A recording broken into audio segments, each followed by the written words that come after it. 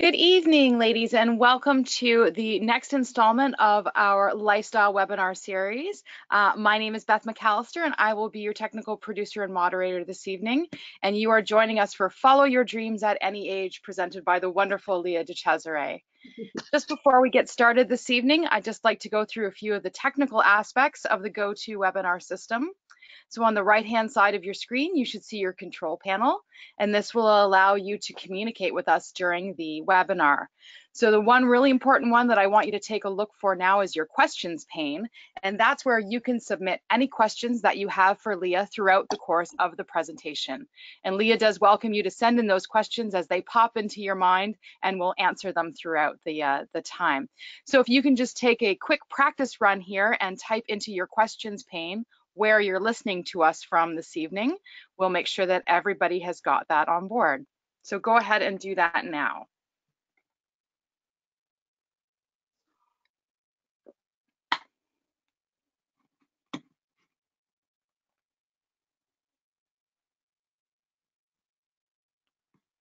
All right, fantastic. So Leah, we have got ladies from all over the place this evening, including one who has mentioned her couch, which I think is a fantastic location to be watching us from. Thank you so much, ladies. That's fantastic. For any of our Canadian sisters who are online this evening, like I am, I just want to wish you all a happy Thanksgiving. Today is Canadian Thanksgiving. Oh, I didn't know that. Happy Thanksgiving, Beth, and our Canadian sisters. So much. So since it is Thanksgiving, I am thankful this evening for being here with my wonderful sister and friend, Leah DeCesare, who I've gotten the pleasure to meet in person. And she is just an amazing inspiration. So I'm going to pass the webinar off to Leah this evening to inspire us all to follow our dreams. Thank you so much. That is the sweetest introduction. And I'm sorry that I'm making you work on Thanksgiving. That's totally fine. It's a perfect work. All right. Well, thank you so much for everybody for being here. I want to make this as useful to you as possible. So please do feel free to chime in with questions as you think of them. Beth will be paying attention to that and will let us know so that I can try to answer things as I go along. Just so you know, this is like not necessarily a technical thing or something that I don't have, any degree in psychology or anything that supports this.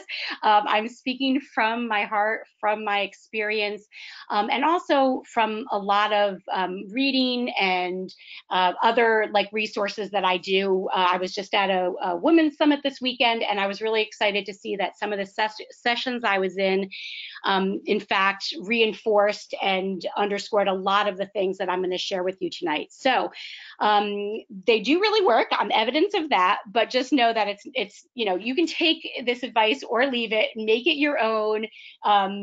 Use it as a seed to inspire you and to go further. And certainly in just an hour's time, there is so much more you could dig into, but I think that you'll have some good things that you can feel inspired about tonight and literally go and start acting on this evening or tomorrow morning. You have more time if you're on the West Coast tonight. Okay, so let's get started. Here's what I want to do tonight. I'm just going to give you a quick introduction about who I am, a little bit about my story, a short exercise just to get you started. It will literally just be the beginning of the work that you will want to be doing as you work toward following your dreams. So just have some paper and pen handy, or if you choose to use a computer, that should work too. I do feel like sometimes, and there is scientific evidence behind this, that the physical act of writing it does something different than typing it. So keep that in mind. That might be something that helps you. And then we're going to talk about the most of this session will be about the lessons that I learned and how you can apply them to following your dreams. So this is me. So you see who I am, who you're hearing. The left picture is my family. My oldest is Allie. She's on the far right in the maroon dress, and she is a Kappa at NYU, a sophomore there. Anna is in the striped dress, and she's hopefully a future Kappa, freshman in high school. My husband, Nick, of 24 years, he's my steak knife, which will mean more to you in a little bit when I introduce a bit about my book. And then also, then all the way to the left is my son, Michael, who's a senior in high school. So that's my family. I always wanted to be a mom and a writer. And so here's the mom thing I've got nailed down here. And then the upper right corner, the Kappa picture, is a picture from Instagram that is of, and Beth and I were just there together in September for Leadership Academy. It's one of my favorite all-time Kappa things that we do, Kappa events. And if you haven't gone as an alum, do put it in your calendar and apply for it in the springtime. It's one of the most fabulous things that we put on. It's seriously like camp for grown-ups, and I can't say enough about it. Love it. So I had the privilege this year of also getting to attend with my daughter and my sister, who is a Clemson Kappa. So it was a super treat. The picture below was from headquarters, and for those of you who don't know, that is Carrie Cottrell-Poole, who is our executive director. And we have this awesome new wall of mugs at headquarters where every school is represented for all of our chapters, and then you can kind of leave notes in the mugs for other people who follow from your chapter. Well, there was no Syracuse mug, so I'm showing you this because I'm a Syracuse Beta Tau Kappa. There was no mug, so I came home, had one sent, and so Carrie sent me this picture showing that. So that's my little bit of my Kappa focused experience and a little bit about me. So on with my story. Okay, so I always wanted to be a writer, as I said. A few years ago, my mom was clearing out and she dropped off a big bucket of like all of the art from when I was young. And one of the things we found in it was this picture that you see. We figured out I was probably about 7 or 8. The picture, the title that was like a pre-printed title across the top said, "What I Want to Be When I Grow Up." And here I am writing at a desk that is far neater than the one I am actually at right now. Denise Regani is the one that actually pointed out to me at one point that the pencil is sort of disproportionately large, showing that importance. I do always have a plant or flowers on my desk, which you see there, and actually is something that will come up later as one of the like tips and tricks for following your dream. So I always wanted to be a writer. I found this drawing came back into my life after I had sort of already committed myself to writing. To back up a smidgen, I went to school to Syracuse for something that was completely not about writing. I went for advertising and marketing and French because I didn't want to give that up. So I thought I would be a copywriter. So I still had this kind of idea of writing, but it was more practical, right? It wasn't practical to go to school to study creative writing. So I was already kind of off track with my dream at that point. I would say I followed a business career. I was writing things like marketing plans and press releases, and I still always kept journals, but it was a little bit more of a practical path. I was in New York City, had gotten married, bought houses and had 3 kids, and still all this time really was not doing anything that was creative writing. I was still journaling a little bit, journaling for the kids, but really there was no true writing happening in that time. And I finally hit, I guess 2010, yeah, so around 2010, I was at a dinner party. And I had just about hit 40 around that age. And everybody was telling me that I should start a blog. My husband had been nagging me for it, and I didn't understand anything to do with blogs. I didn't know what it was all about. But after a glass of wine, somebody pulled out a computer, and I was suddenly signed up for a blog. I was working as a doula at the time and doing a lot of sort of impromptu parenting coaching and answering a lot of the same questions over and over. So my original thought was, great, I will use this platform to write and answer people's questions, and then I can just refer them back to these certain blog posts. Well, it ended up taking on a completely different life for me, and it got me writing again. And I loved it. And I remembered why I loved writing. And I was doing these 500 to say 1,000 word posts, and really just starting to flex my creative writing muscle again. And it was really, really fun. So I started to enjoy that. I then that kind of spun into Naked Parenting, which I wrote 2 books, Naked Parenting, nonfiction stories, and learned a ton from that journey. And so I was starting to really feel comfortable and getting better and working at the craft and enjoying these little vignettes of life.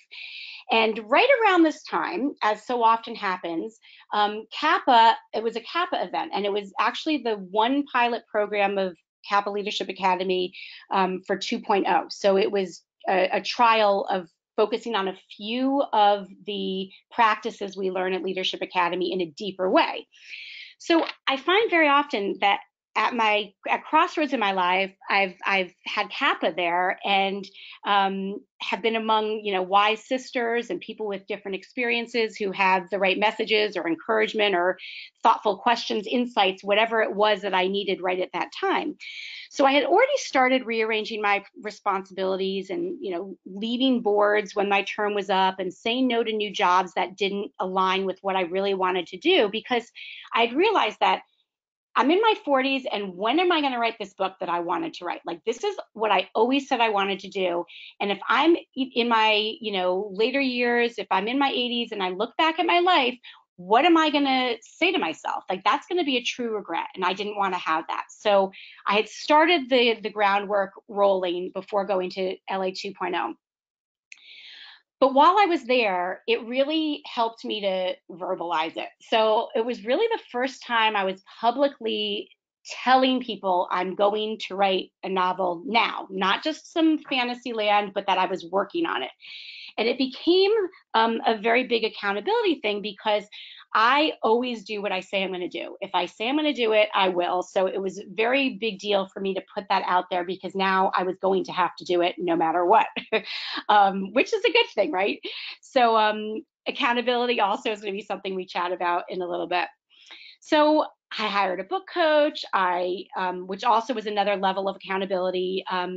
It was just really great for me to have deadlines and next steps, and we would have calls that were set at specific intervals, so I could talk things through. And I started really understanding the publishing world, using editors, understanding types of editors, all this kind of stuff. And all the while I was writing. So that in itself, the whole writing piece and publishing piece, is another entire webinar. So I'm going to kind of fast forward ahead through that. It was an exciting journey, a very big learning curve. And I loved it and was frustrated. And it was like every emotion all packaged into one really, really hard task of finishing this. But I did it. And so a year and a half ago, my book, Forks, Knives, and Spoons, was published. I think I have this on this. Yes, there's the dream. So this is the cover of my book. And this is my dream. Like, this is my dream in reality. My daughter, my oldest, as a quick side note, she was difficult and didn't want to read the book. And I was like, your mother wrote a book. Like, I can't believe you won't read this. And she was a huge reader, but she's like, I don't like that kind of book. I read dystopian, I read fantasy, whatever. So she missed her curfew once and got, so she got the car taken away. And I said, and you know what? You need to read my book by Sunday. And that's not even a punishment, because it's in fact quite a good book. So it was a big joke that I forced her to read that. In fact, I don't think she really likes that story. So sorry, Allie. But she loved it. And it was such a, like, that was the biggest compliment, that she was like, Mom, I'm going to miss these characters. Oh my gosh, I really love it. And it was just really special. And even still, I think, because she read it in manuscript form, she still didn't register like what a big deal this was until the books came and were in our hands, the real physical copy of the book. And then that was just the most joyful moment, that I was able to share this dream with my family. And so it was living, my mom dream and my writing dream, and here it was all together as one. So it was truly, truly a dream come true. So we can go back and talk about that. I'm happy to talk about the writing piece of it, or if you are in book clubs, I'm loving talking to book clubs, and a lot more of that piece of it ends up coming up in questions and whatnot. So I'm happy to share all that, but I just don't want to take that time now. But feel free, and we will probably have time for questions if we want to go that direction, but I will leave that to you. So let's get down to, though, what lessons I learned and what are some of the things that you can take away from right away. First, pull out your paper and pen. I'm gonna have you do a little writing at the moment. So I want you to think about your dream. What made you get on this call? What spurred your interest in this webinar? Take a second to write down a sentence or two.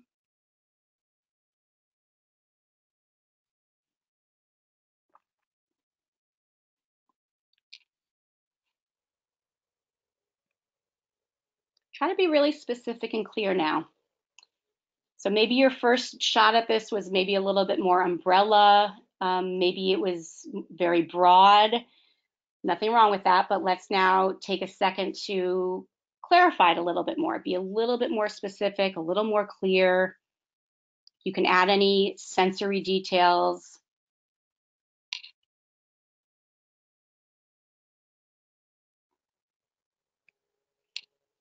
I want you to visualize it. What does it feel like when you get there? Can you picture yourself achieving it? With my book coach in one of our early sessions, she had me, it was all phone calls, but had me relax and just really picture what it felt like to hold my book. What did it feel like to see the binding on a bookstore shelf, in a library, all these sorts of things. So that's what I'm talking about. Visualize, what does your dream entail? And can you see that? Can you envision what it would really feel like? This is important work to do in more depth. So I want to walk you through this, but then I would love you to take more time to kind of go through these pieces of it. So now take a second to write down some of the small steps toward that goal. And then I want you to think of as many as you can. So they may seem like really no big deal, but just write down anything at all that might let you get to a goal. For example, maybe it's you've always wanted to learn the guitar and you want to be able to maybe play a small gig at your local place, whatever it might be. I want you to think about what that would feel like, but also then write down, maybe it's learning notes, maybe it's taking lessons, maybe it's reading up on what the market is like to get a gig at different places. Maybe it's how to find a manager, whatever those smaller steps might be. While I was writing my book, I was also simultaneously doing a lot of reading and studying. I was studying all about the publishing industry and had a really good pulse on, because there's everything from self-publishing all the way to one extreme to the big 5 publishers out of New York City to the other extreme. So, and then there's a ton in the middle. And I landed with a boutique, smaller press. So there's a lot of different options in there. So I was simultaneously studying the publishing industry. I was studying the craft of writing still while I was writing.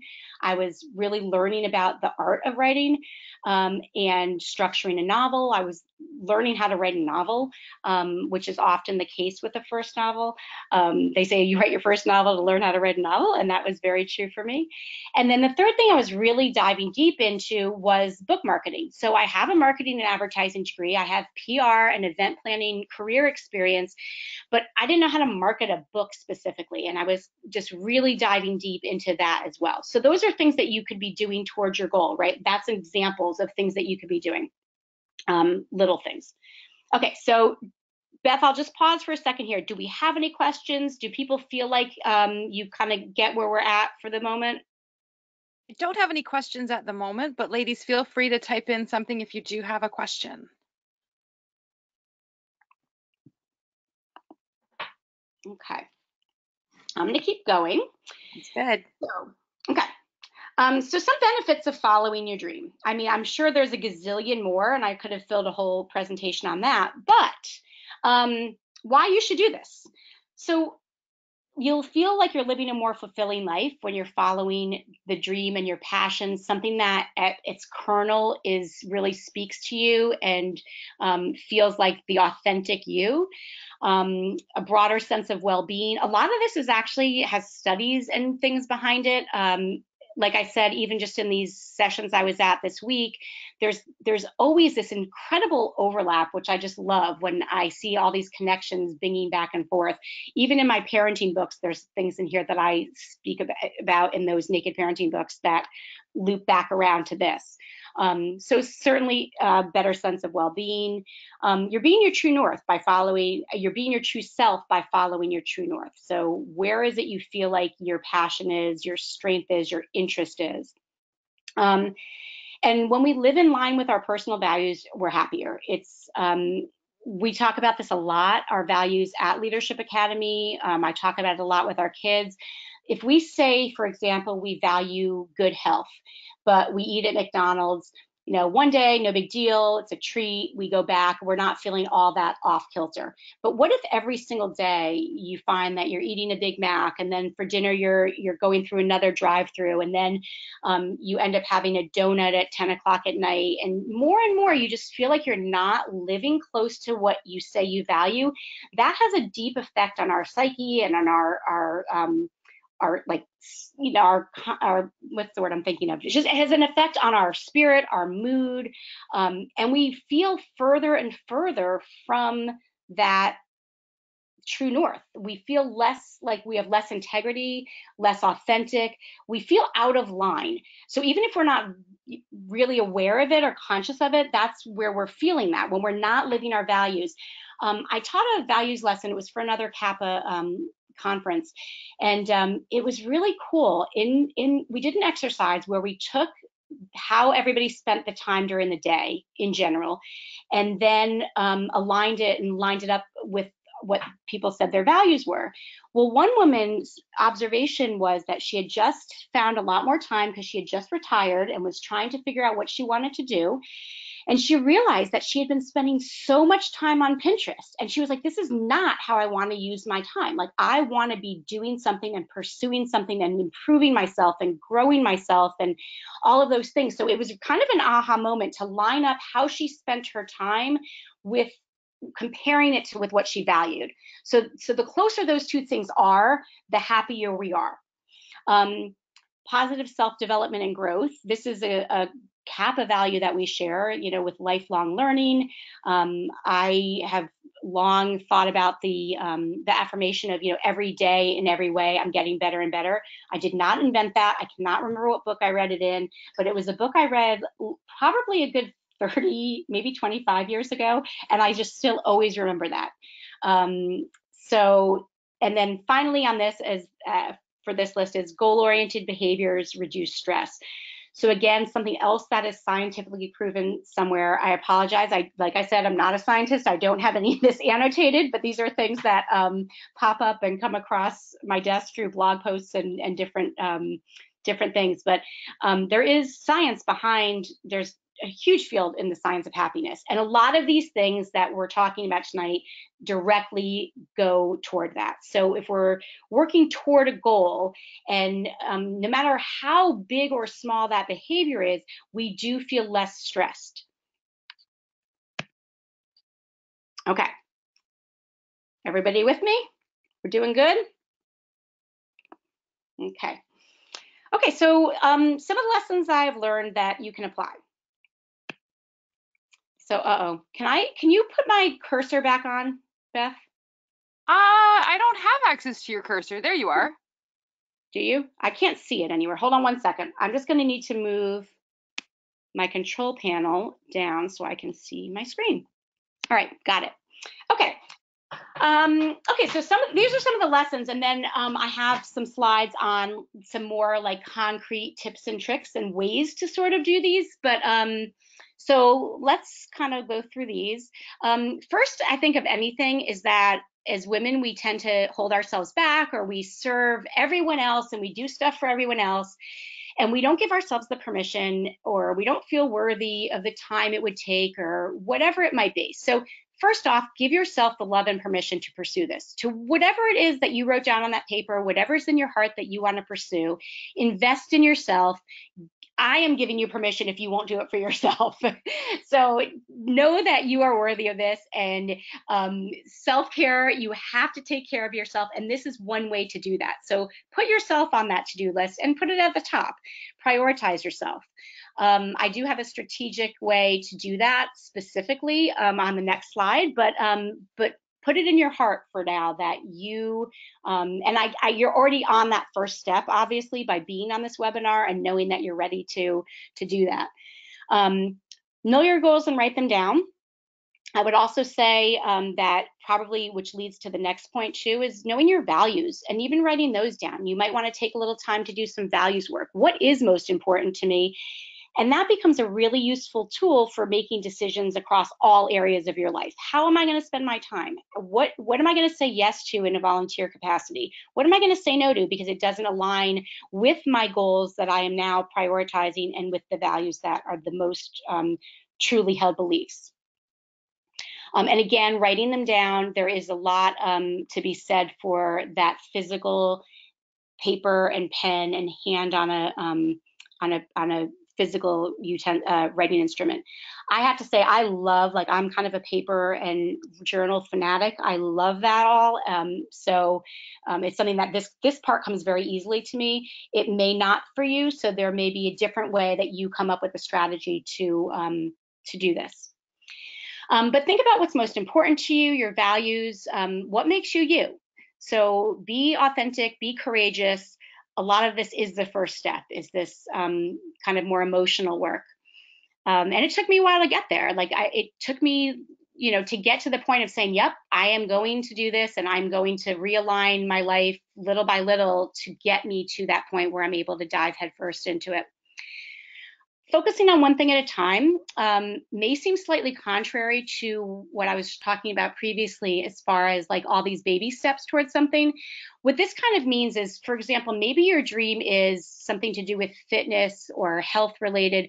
You probably shouldn't start all at once with, I'm going to cut out all sugar and all alcohol and I'm going to exercise 5 days a week and I'm going to be, it's probably easier to say, okay, I'm going to first start with cutting all sugar out of my diet.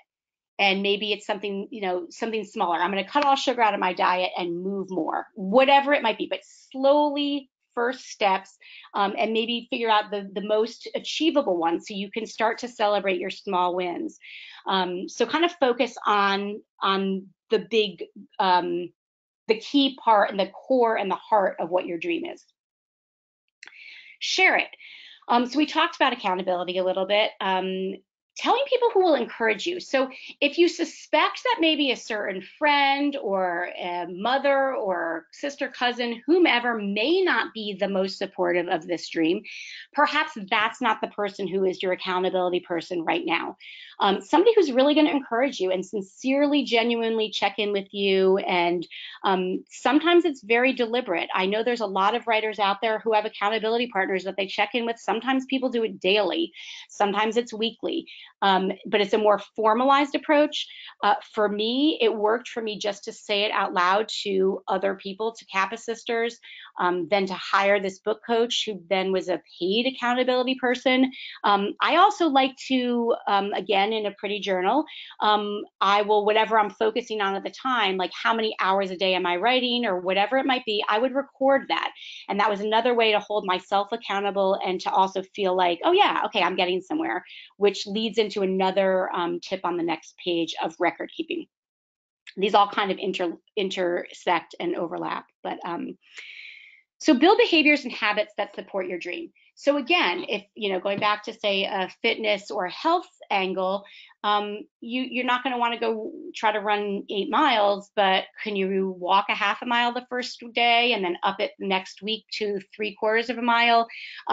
Do something every day or very regularly, that starts to create habits that support your dream.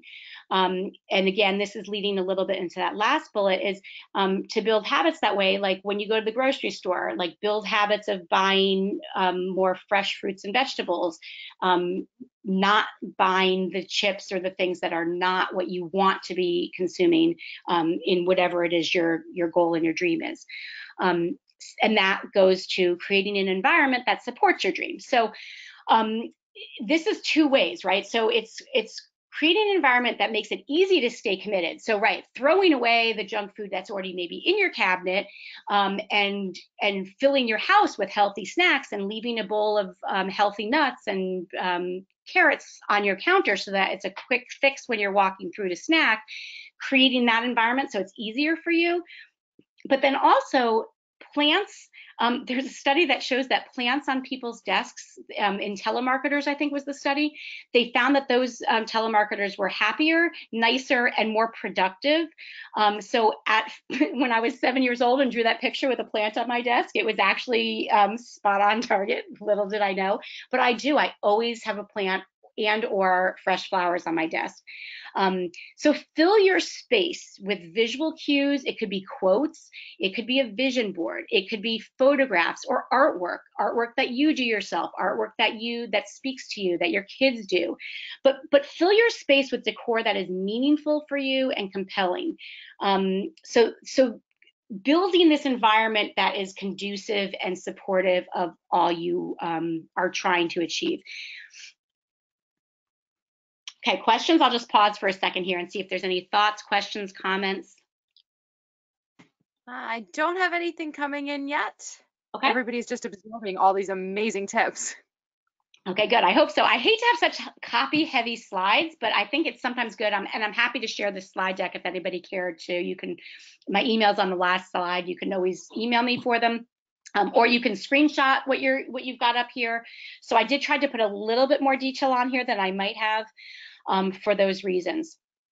Okay, so some ways to apply these lessons is, and you're going to need to try different things out. So there's obviously no one size fits all strategy. You're going to have to try different things out and see what serves you best. Maybe try something out for a couple weeks and see how it feels, tweak it here or there. But two things in the second and third bullet here are two things that are really good advice that, again, is across many areas that I've seen this advice. And the morning and evening routines sort of bookend your day. So the morning, like by making this fierce commitment, which is what you're doing to yourself right now, like what you're going to say, I'm going to make this commitment to myself to achieve and pursue and go for this dream. So you make that commitment to yourself, and then every day, if you can build this into your routine, you're getting that constancy of behavior, you're making yourself first. So before you even start your day, you have done something that is a step closer to your goal. So going back to the guitar example, if maybe you practice your guitar and you play guitar for 15 minutes before you walk out that door to work. And it may mean that you're getting up earlier. It may mean that you're shifting different the way your day works, right? But you've now done something that's towards your goal and your dream before you've even stepped into work or into the office, or maybe even made your kids breakfast, so that you're now serving other people and moving forward with your day. You've done something for yourself already. We all too easily blow ourselves off, don't we? Like, it's so much easier to say, oh, well, this is something that can wait, and I don't have to do that. So we've kind of gotten used to a lot of times to like not trusting ourselves when we say we're going to do something, because we too easily break that contract with ourselves. Something we would never do with other people who are less important in our lives, people who are like, whether it's the doctor or I don't know, somebody who says they're going to have lunch with you, whatever it might be. You're not going to miss or show up late to something like that. You're going to go and stick with it. So do that for yourself. Like, set that intention and then protect it. Decide in advance and schedule it. I love yoga. I've been doing yoga since 1991. I think it was like a junior in college, and I loved it. And my practice through the years has been intensive and then more sporadic, intensive and more sporadic. Well, I found that I play a ton of tennis, but I have it in my calendar. I have other people counting on me. There's no way I would not go. But with yoga, it was all too easy to be like, oh, I won't go today. So I ended up picking a class early in the new year, and I put it in my calendar. So like I was going to go to that 9:30 class every Wednesday, and it was in my calendar, and I would show up because it was my commitment to myself. It was an appointment and a date. I do that with writing, and I'll put in blocks of writing in my calendar, and it's color coded. So I love that. It stands out. So these are the kind of things and tools and tips that you can use to keep that commitment to yourself. But it does take some planning because it's too easy emotionally to back out of it. But if we can, you know, in our brains say, nope, I made this commitment to myself. I'm going to get up and I'm going to go, you know, for a walk before anybody gets up, because this is what I have committed to. So on the flip side of that is the evening routine. So it's kind of a nice time to be able to, again, journaling is a big key here. Maybe you use it on a handwritten calendar and you just jot a couple notes. I love these 5-year calendars. Have you seen them? I'm just finishing my 5th year on like a gratitude journal. And so I'm looking for new ones for next year, but it only gives you a couple lines. But so every day you just write a couple lines. And you'll hear me talk about gratitude in a little bit, but a couple lines of what happened that day, or what you're grateful for, or what your successes are. And no matter how small they are, it could be also that you write down, gosh, I really like had a hard time with this today. I struggled with this today. But just observe, evaluate, reflect, but without judgment. So like, be kind to yourself. Don't be like, oh, see, I can't do this. I knew I couldn't do this. Or any of those kind of self-talk are a big, like, cut them out of your life as much as you possibly can, and be kind to yourself. Allow yourself to be proud. Like, women tend to backpedal on our achievements. We tend to diminish them or minimize them. So don't do that. Be proud of yourself. You know, and write it down. Like, it's great. Hey, today I wrote 2,000 words and I was a rock star. I love what I wrote. Write what really makes you sing. Like, I nailed that song today, or I hit my mark for running and I actually felt so good I went an extra quarter of a mile. Whatever it might be. Cheer yourself on, be your own best fan. And then feel free to share those with your accountability partners. Friends, we see a lot of that on Facebook, and I feel like there is a good purpose for that, whatever you think of Facebook. And if that's not your style, no problem, because I have a hard time doing that on Facebook too. But we see that. We see other people saying, oh my gosh, I'm so proud of myself. I just ran and achieved this goal of running my first marathon, that sort of thing. So you can get other people cheering you on as well, which then obviously increases your motivation and can move you even more forward. So part of this is also tracking and measuring your progress. They say a goal is a dream with a deadline, and it helps to be concrete. It helps to have some structure to what are the baby steps, what are the smaller action plans, what are the longer term action plans. Can I stop myself and look back on how I'm doing and evaluate and adjust my path, adjust my map of where I need to go. So that's what, you know, taking note of all that, tracking and measuring some progress. If your goal is and your dream has very specific timelines, this makes it even easier that you can say, yes, I did, you know, reach my goal of running a marathon before I turned 30, or whatever that may be. So having some time constraints on it and being very specific so it is measurable is also a good way to do that. Obviously, my goal was to get a book published. I had the book in my hands. It's published. It went to a second printing 4 months after that. And then it's won 8 awards. It's been recognized with 8 awards that I'm super proud of. See, look, you guys are letting me be proud of myself too. So thank you.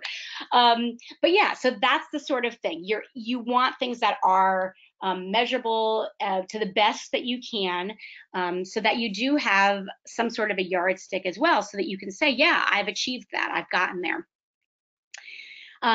And as you're doing this assessment at the end of each day or at the end of a week or however you choose to do this, but again, regularity and constancy does help and matter.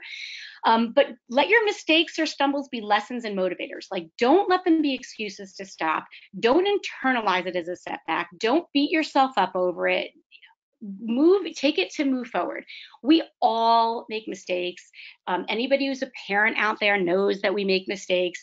But you wake up the next day and you say, all right, well, I'm going to move forward and I'm going to do better today. And I'm going to learn from that. And maybe I'm going to try to deal with that situation in a different way now. So that's what you should be using them for. There are so many chances and points of rejection as a writer, so many that it's almost comical. And when I got my very first rejection, actually back up, it was my second rejection. I'll tell you about the first in a second. When I got my second rejection as an adult from an agent, I actually was like, woohoo, I am officially a writer because I have my first rejection, because that's part of it, right? I'm a real author now. My first rejection came when I was 10, because I was in 5th grade and I sent out the first 5 chapters neatly typed in an envelope of a novel to not just any publisher, but I sent it to one of the big 5 publishers in New York City and received my first typed rejection letter back. So I really wish I had that. I wonder if I do somewhere, but that'll be a fun find one day. So don't let it be a stumbling block. Rejection, just keep moving forward, keep writing. Well, keep doing whatever you want to be doing. For me, it was keep writing. And then taking action every single day. So the consistency of action leads to change. So you've seen these things like 30-day challenges. I can't remember the exact number. I want to say 21 days to make a habit. And yet it only takes something like 4 days to break a habit. So that is human nature. So the consistency of something really matters. So that's also back to the focus on one thing at a time, right? If you can focus on one thing, do that little thing every single day, be really consistent in it. Now layer in the next stage of that and the next step, because you've now kind of already solidified one of those actions. You've made a new behavior, you've made a new habit. And all of these, again, with the long-term goal in mind. So you're assessing all these things and thinking about all these things in the context of what this long-term goal and dream you've set is.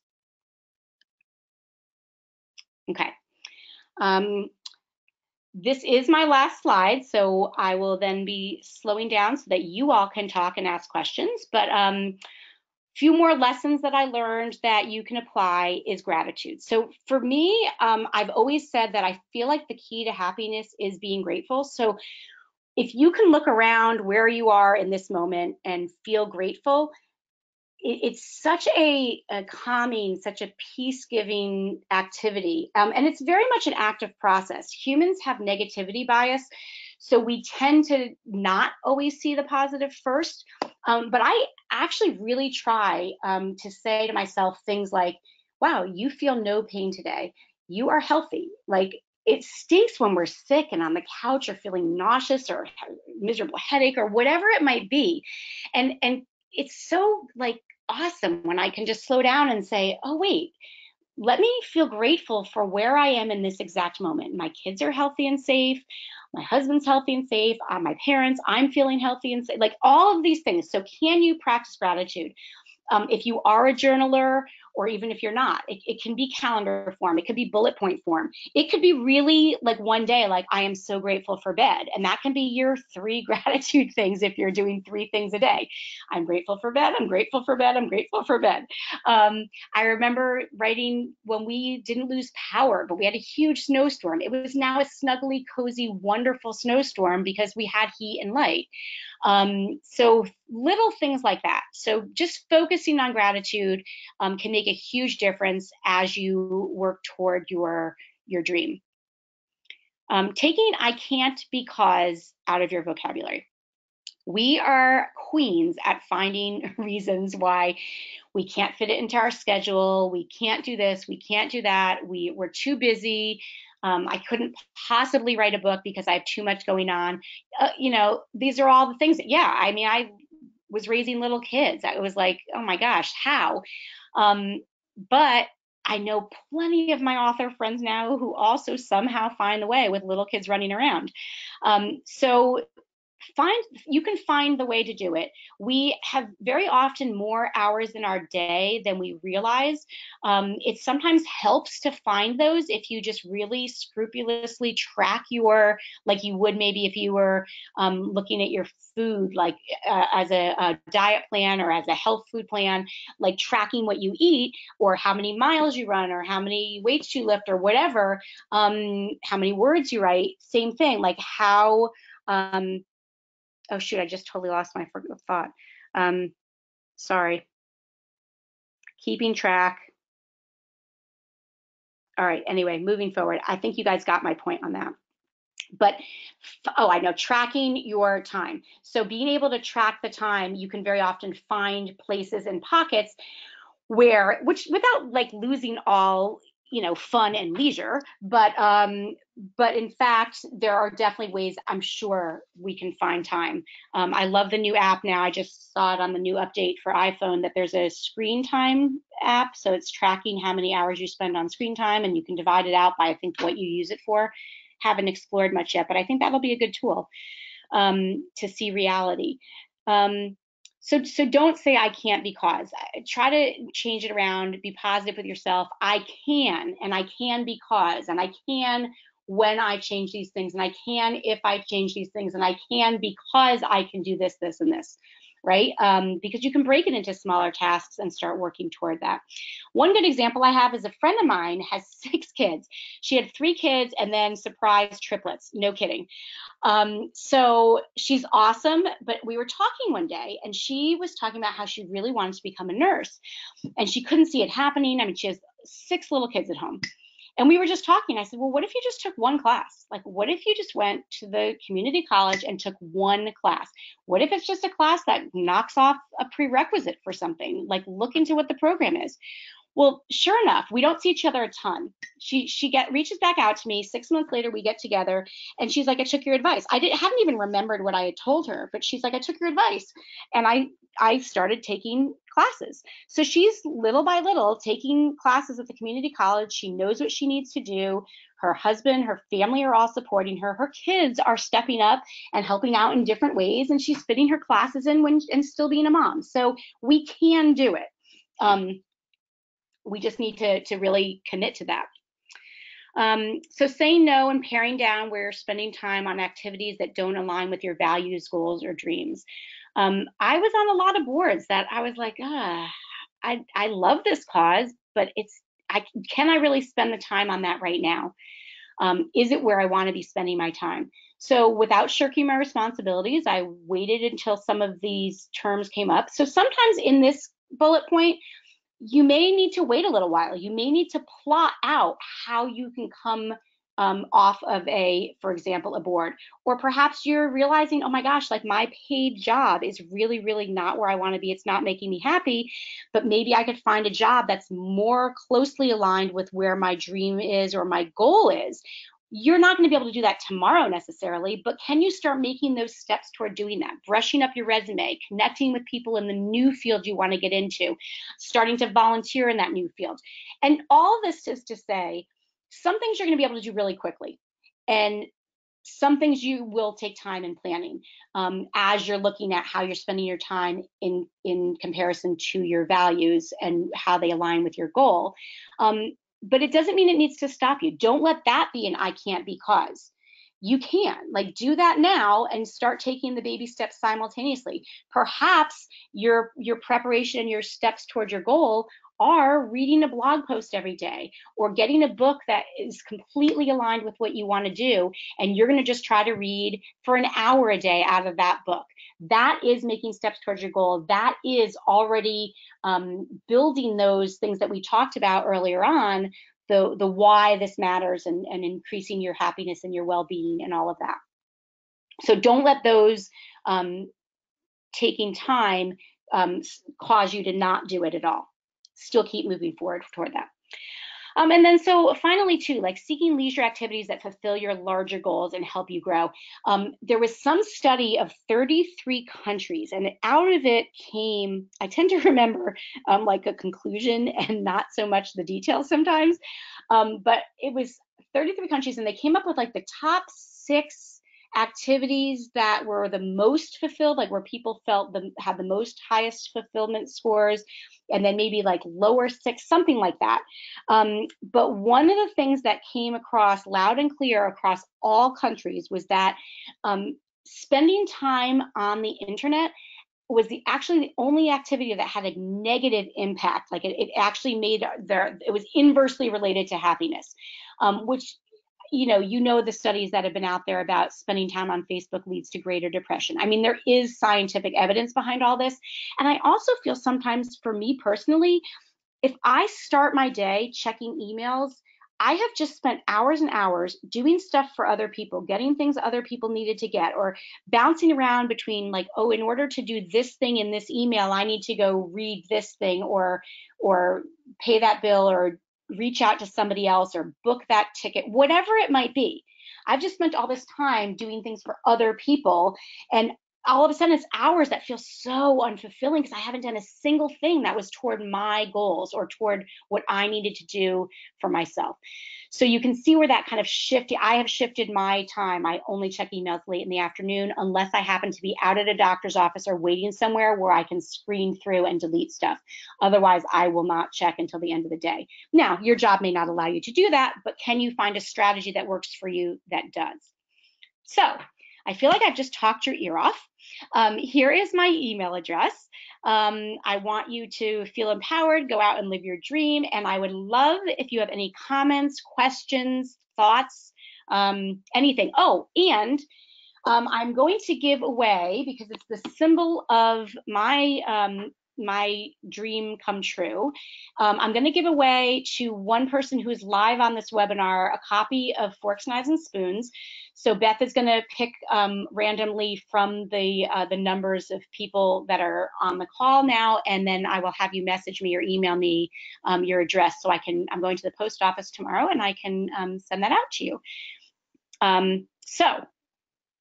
And also the book is, of course, has Kappas in it. So the women are in a sorority and they're Kappas. So, all right, so any thoughts?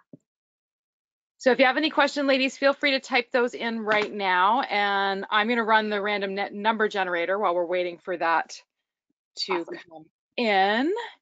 And that means that our winner is Paige Thompson. Yay, Paige. So Paige, if you want to make sure that you connect up with Leah via email so she can get that book out to you. Having finished it myself not that long ago, you are in for a fantastic read. Thank you. I appreciate that. So yes. Ladies, if you have any questions, please feel free to type those into the questions pane now.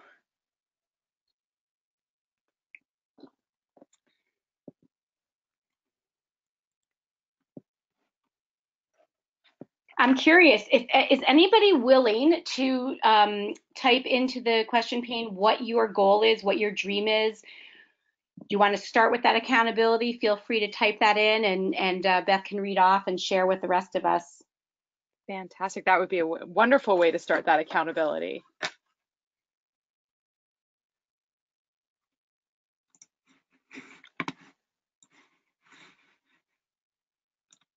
Oh, I see somebody typing. Yay. Fantastic. So we have our first goal here. So Lindsay has said that she dreams of going to medical school before she's 30. Oh, awesome. Wow, that's huge. You can do it.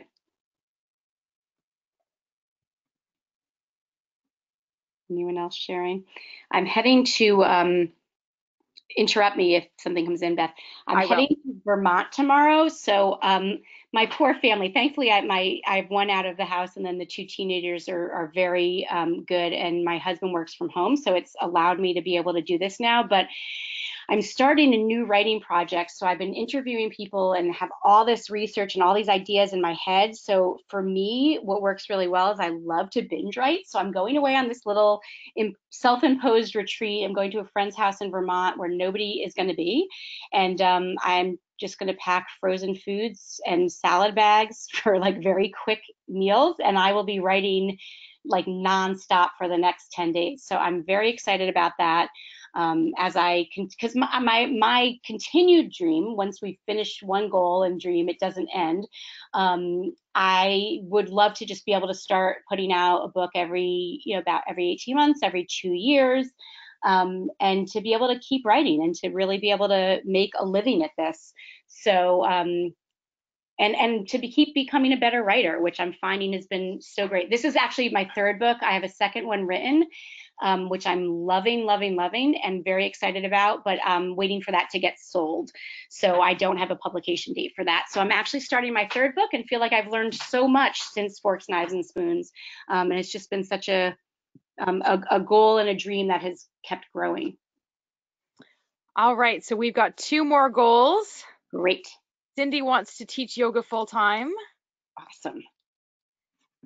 And Kathleen has amazing. So my goal now, with an empty nest after raising 3 boys, is to return to school to complete my master's of counseling and complete my licensed professional counseling certification. That's awesome. That's fantastic. I love it. And Kathleen says she's over halfway through her coursework after her first year with an empty nest.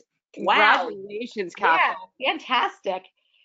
These are great. I'm so happy you guys joined in, and I hope that that this has kind of spurred and helped to energize you. And even if it's tools and things that you feel like you knew, I hope that they've. Sometimes we just need that little injection into that excitement. So I truly hope that that has been able to be provided for you for this webinar tonight. And we have just a completely unrelated Leadership Academy question. Mindy would like to know what color group you were. Oh, good. Did you go? I was sky blue this year. I was on program staff, so I was blue camouflage. So, Mindy, what color were you in? So again, she was green. Okay, good. Oh wait, who was green this year for leader? Mindy, you're gonna have to help us out here. I'm trying to remember. No, because so lime green was I'm trying to think. Lime green was lime green was Gail, and I think Beth, my sister, was in that one.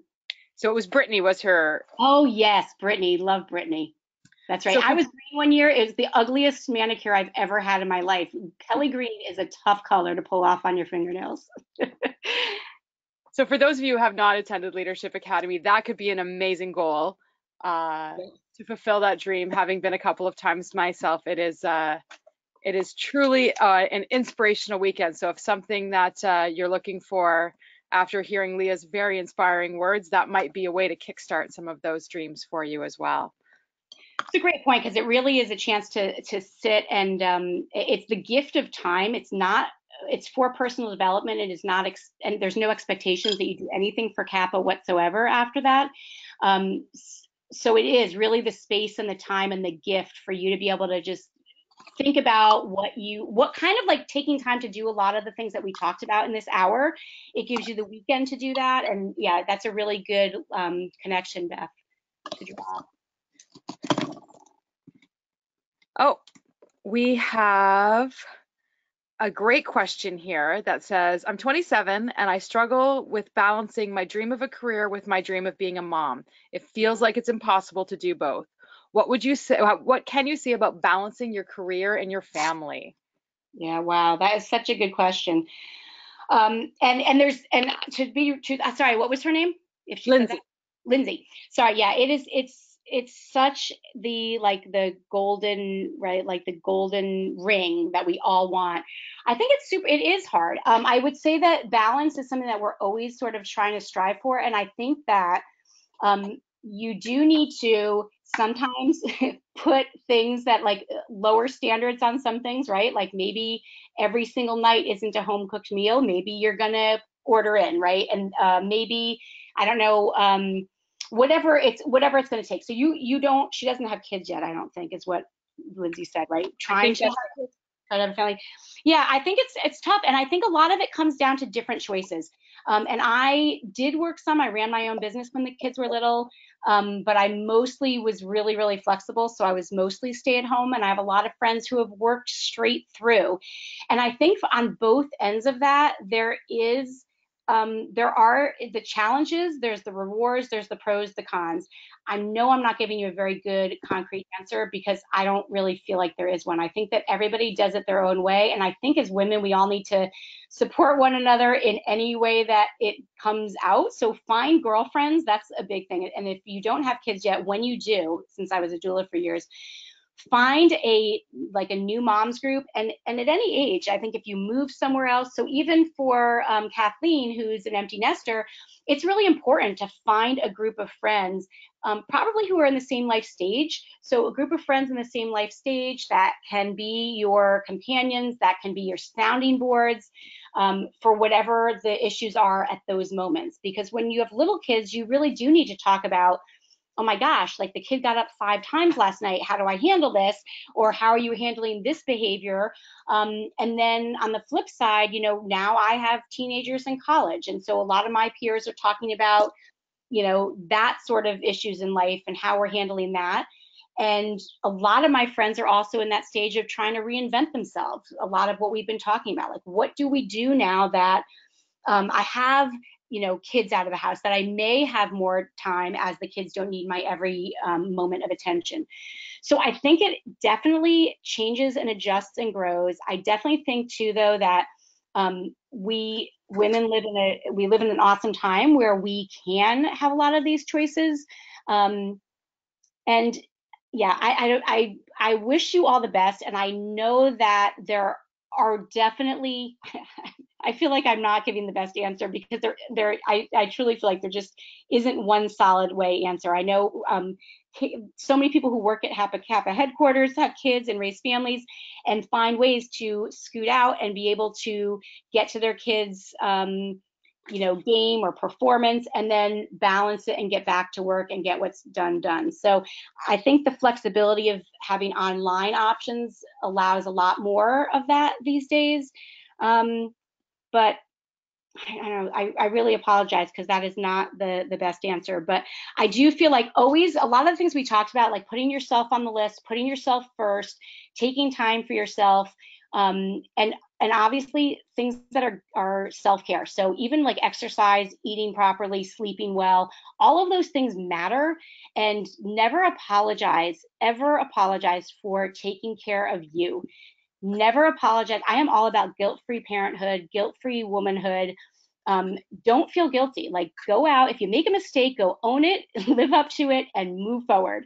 But don't feel guilty about something. Just, make a choice to do it a different way. But it comes down to a lot of tough choices a lot of different times, but it can be done. And I think that maybe instead of striving for balance, we accept that we're all sort of out of balance at different parts in our life in different ways.